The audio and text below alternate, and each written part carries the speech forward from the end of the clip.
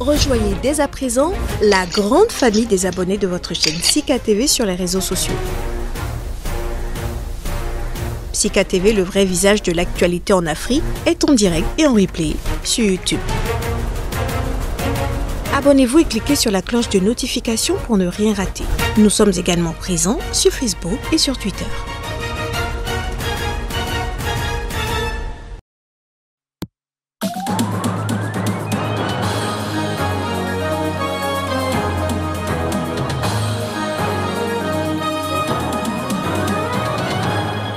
Au sommaire, les rebelles du Tigré accusent l'Union africaine de partialité. L'organisation panafricaine a désigné un médiateur pour la stabilité et le dialogue politique dans la région.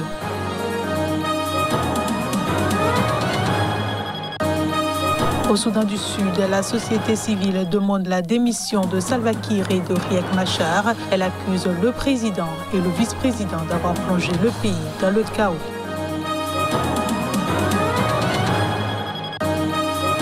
Et puis le Nigeria n'arrive plus à produire assez pour nourrir correctement sa population, en cause l'insécurité dans le centre du pays.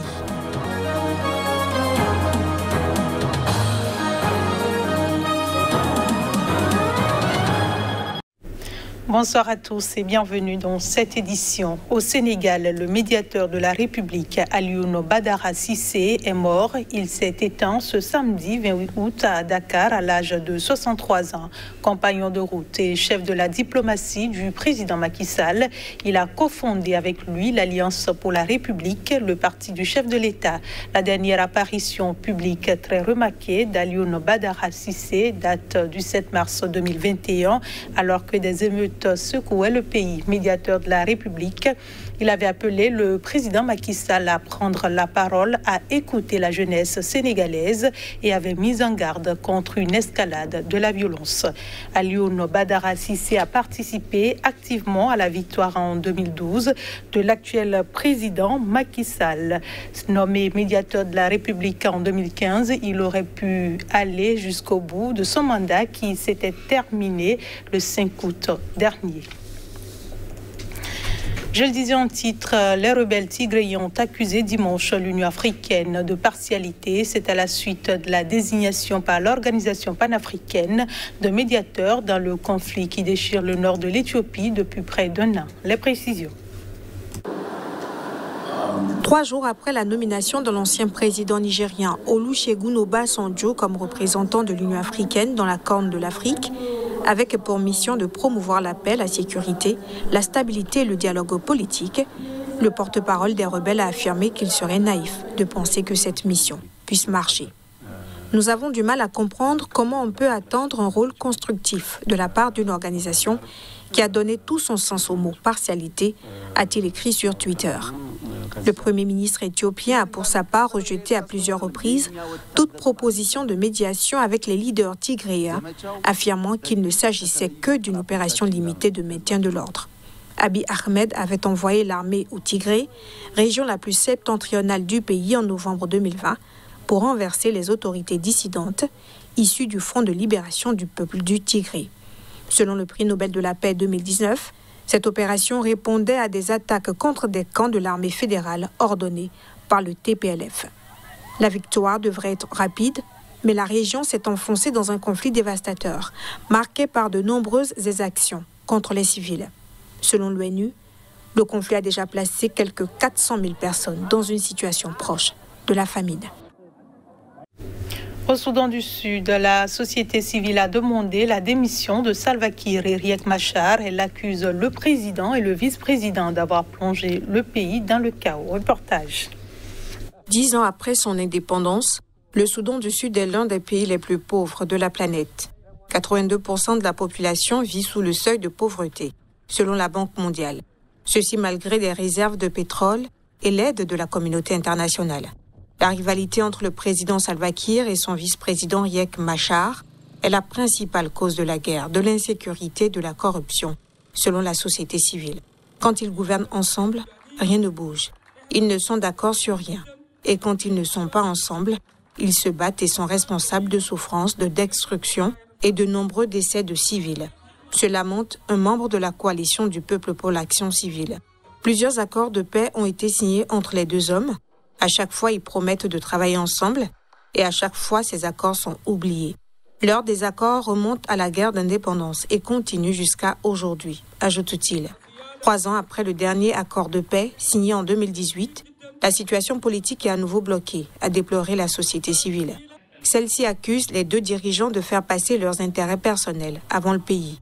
Le gouvernement n'a pas réagi à ces déclarations, mais un porte-parole du chef de l'État a mis en garde contre ce qu'il qualifie de déclaration de guerre. Rappelons que l'accord de paix prévoit des élections en 2023. On reste au Soudan du Sud où les forces de sécurité ont tenté d'étouffer une journée de protestation prévue pour ce lundi. Au moins 6 militants d'opposition et responsables religieux ont été arrêtés. C'est ce qu'a indiqué samedi une association de la société civile.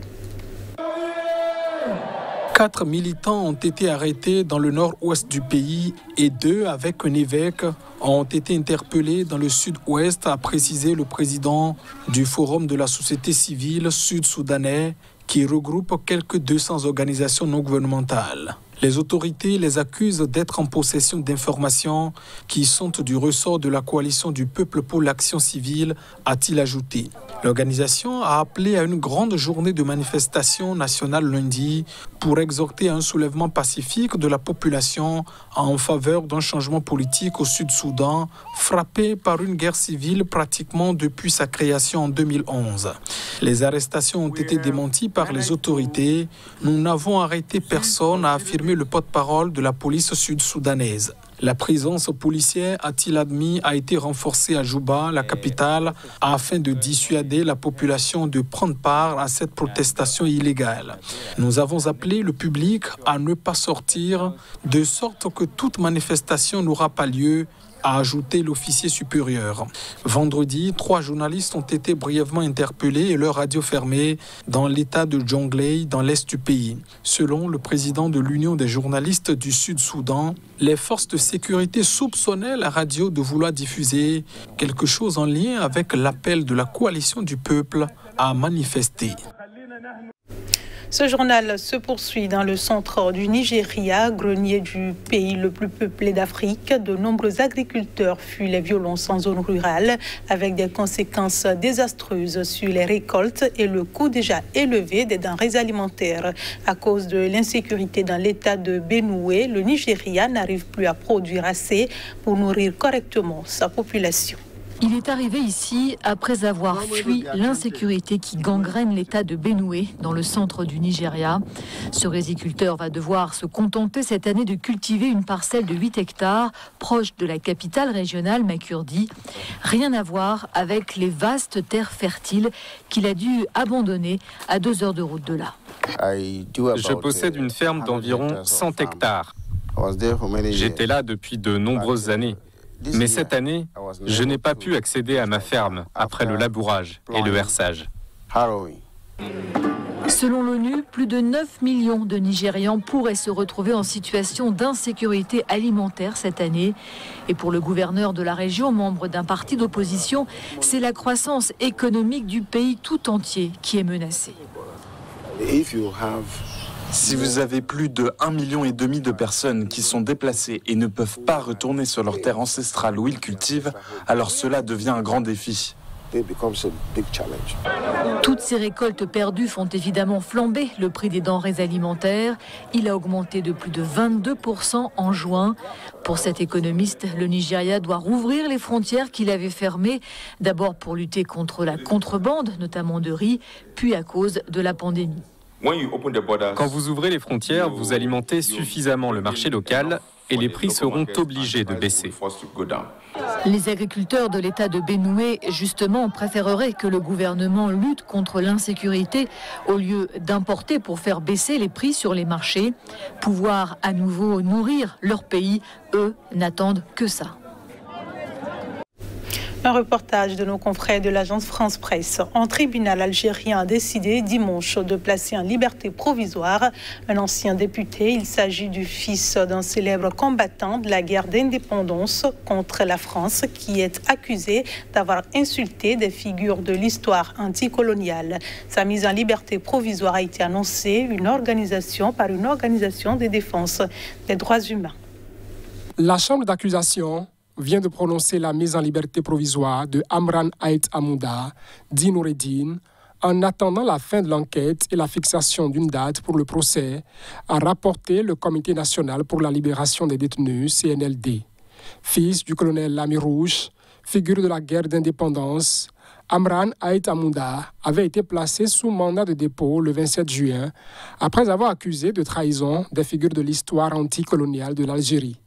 Il était accusé d'atteinte au symbole de l'État et de la Révolution, atteinte à un ancien président de la République, atteinte à l'unité nationale, incitation à la haine et discrimination raciale selon le CNLD.